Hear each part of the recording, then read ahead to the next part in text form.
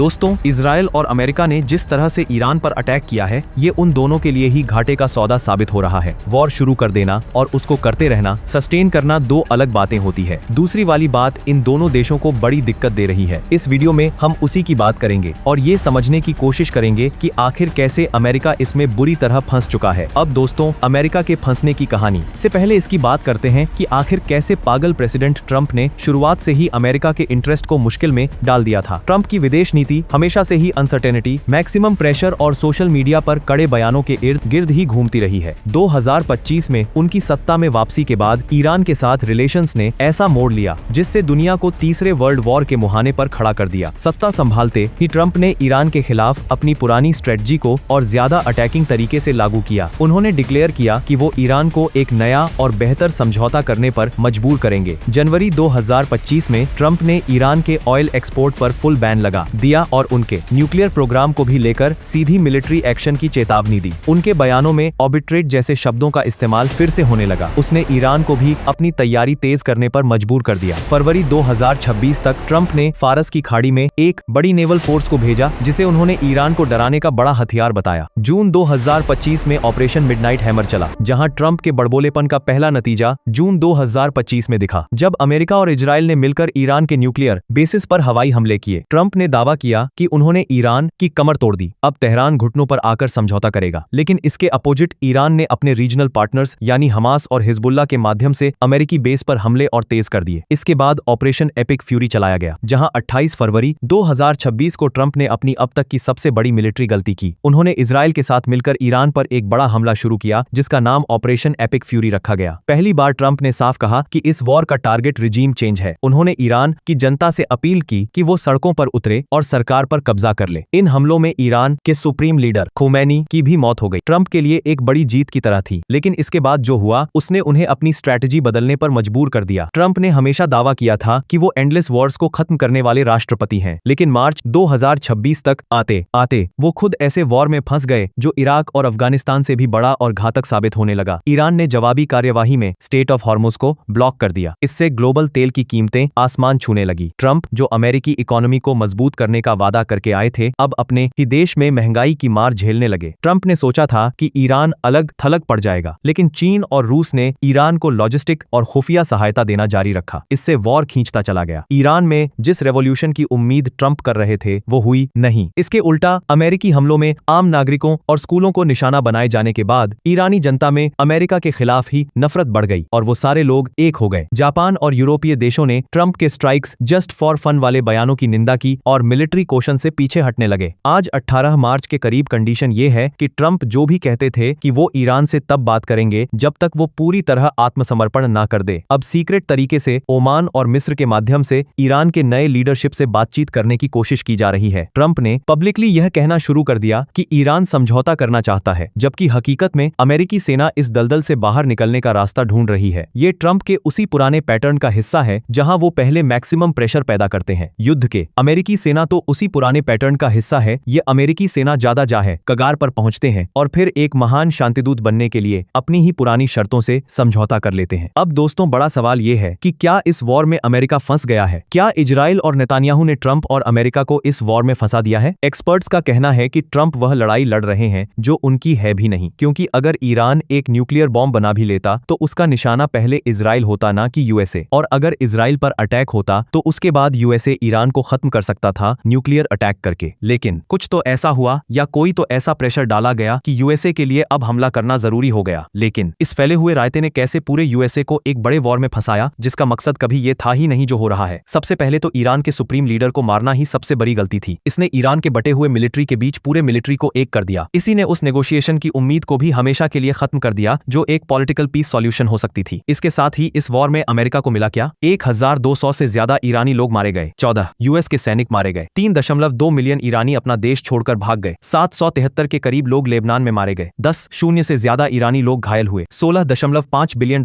सिर्फ 12 दिन में फूंके जा चुके। ट्रंप को ये आइडिया ही नहीं लग रहा कि इस वॉर को रोके कैसे। इजराइल की जगह कोई और देश होता तो अमेरिका कभी जमीन पर उतरता ही नहीं। वहीं अगर वो ऐसा करता भी तो तब कोई ना कोई बहाना लेकर वो बगल हट लेता, लेकिन इजराइल के साथ वो ऐसा नहीं कर सकता। ट्रंप को भी ये पता है कि मिड टर्म इलेक्शन से पहले अगर ये रायता नहीं समेटा गया तो ट्रंप को बहुत नुकसान होगा। बाकी दोस्तों 3-4 दिन से सोशल मीडिया पर यह भी खबर आ रही थी कि नेतन्याहू की मौत हो गई। हालांकि कल वीडियो बनाकर उन्होंने क्लियर कर दिया कि वो अभी जिंदा हैं और लड़ रहे हैं। लेकिन दूसरी तरफ ये वॉर हर दिन अमेरिका का कॉस्ट बढ़ा रहा है, जैसे अमेरिका जैसे कैपिटलिस्ट देश के लिए एक बड़ी प्रॉब्लम है। डिप्लोमेसी में एक अनरिटन रूल भी है दोस्तों, आप सीधे नेशनल पॉलिटिकल फिगर्स को निशाना नहीं बनाते। नेतन्याहू की मौत का मतलब होता कि ईरान ने इंटरनेशनल डिप्लोमेसी की आखिरी सीमा लांघ दी है। ट्रंप का प्रशासन इस समय ईरान के साथ सीक्रेट बातचीत यानी बैक चैनल टॉक्स के जरिए तनाव कम करने की कोशिश कर रहा है। उन्होंने और कंट्री से भी अपील की है कि आइए मध्यस्थता करवाइए, इस वॉर को खत्म करवाइए। अमेरिका की ईरान से निकलने की इच्छा और वहां फंस रहने की मजबूरी के बीच एक बहुत गहरा स्ट्रेटेजिक आयरनी भी है। अमेरिका के लिए सबसे बड़ी मजबूरी यह है कि अगर वो आज ईरान या मिडिल ईस्ट के इफेक्ट वाले इलाके से अचानक निकलता है तो वहां एक पावर वैक्यूम पैदा हो जाएगा। अमेरिका को डर है कि उसके हटते ही चीन अपनी फाइनेंशियल पावर और रशिया अपनी मिलिट्री स्पेशलिटी के साथ ईरान के साथ कोऑर्डिनेशन मजबूत करेगा। अभी की कंडीशन के अनुसार चीन ने पहले ही ईरान के बुनियादी ढांचे में भारी इन्वेस्टमेंट की पेशकश की है, जो अमेरिका के लिए एक बड़ा जियोपॉलिटिकल खतरा है। ईरान ने इस बार स्ट्रेट ऑफ हॉर्मुज को बंद करने की जो धमकी दी है और इनफैक्ट ऑलमोस्ट बंद कर भी दिया है। अगर अमेरिका वहां से निकलता है तो ग्लोबल तेल की कीमतों पर उसका कंट्रोल खत्म हो जाएगा। ट्रंप के लिए अपनी अमेरिका फर्स्ट वाली पॉलिसी को बचाने के लिए इस समुद्री रास्ते की सिक्योरिटी कंफर्म करना बहुत जरूरी है और मजबूरी भी। कुल मिलाकर ट्रंप की स्थिति उस आदमी जैसी हो गई है जिसने शेर की सवारी तो शुरू कर दी है, लेकिन अब उसे समझ नहीं आ रहा है कि नीचे कैसे उतरा जाए। हैं? आप बताइए, क्या लगता है अमेरिका की स्ट्रेटजी क्या होगी, इजराइल की स्ट्रेटजी क्या होगी, ईरान की स्ट्रेटजी आपके हिसाब से क्या होगी? क्योंकि आप लोग ना बहुत एक्सपर्ट हो यार, सोशल मीडिया और बड़े सारे आर्टिकल्स और बहुत सारी चीजें देखते सुनते और कंज्यूम करते रहते हो, तो आपको भी एक आइडिया लग गया होगा कि यहाँ से क्या होगा। कमेंट करके जरूर बताइए, क्या ट्रंप फंस गए, क्या अमेरिका फंस गया है, ये वॉर कहां तक जाती है, आपको दिखाई देती है, और इसका सोल्यूशन कौन सा देश निकाल पाएगा। Thank you for watching, channel subscribe करना। जल्दी मिलते हैं।